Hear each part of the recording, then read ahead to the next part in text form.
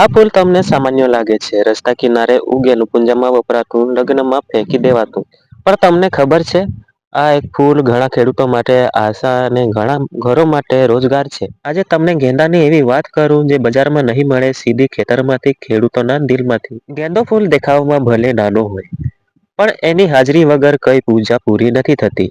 કઈ લગ્ન અધૂરા લાગે છે. ભગવાનની મૂર્તિ સામે હોય કે શમશાન સુધીની યાત્રામાં ગેંદો હંમેશા સાથો જ રહે છે. ગેંદાની ખેતી સરળ નથી મિત્રો. બીજ વાવ્યા પછી સમયસર પાણી, જીવાતથી રક્ષણ અને સૌથી મોટી વાત બજાર ભાવની અનિશ્ચિતતા. એક દિવસ ભાવ આકાશે, બીજા દિવસે જમીન પર.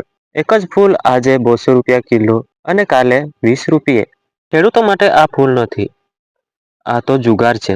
મહેનત પૂરી પણ ભાવ ભગવાન ભરોસે.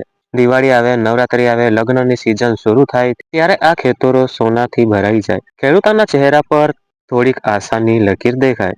પણ જ્યારે વરસાદ દગો આપે કે બજારમાં માંગ ઘટે ત્યારે એ જ ફૂલ રસ્તા કિનારે ફેંકાઈ જાય.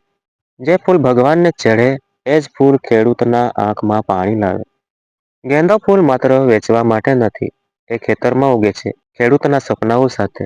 દરેક ફૂલમાં એક આશા છુપાયેલી હોય છે. આ વખતે ભાવ સારો મળશે. આજે જ્યારે તમે ગેંદાની માળા જુઓ ત્યારે માત્ર રંગ નહીં હોય, એમાં કોઈ ખેડૂતની મહેનત, કોઈ પરિવારની આશા અને કોઈ ઘરની જરૂરિયાત પણ હોય. ગેંદો ફૂલ નથી મિત્રો, એ એક સંઘર્ષની કહાની છે. જો તમને લાગે કે ખેડૂતોની આ મહેનત લોકો સુધી પહોંચાડવી જોઈએ તો આ વિડીયો શેર કરો અને કમેન્ટમાં લખો જય ખેડૂત.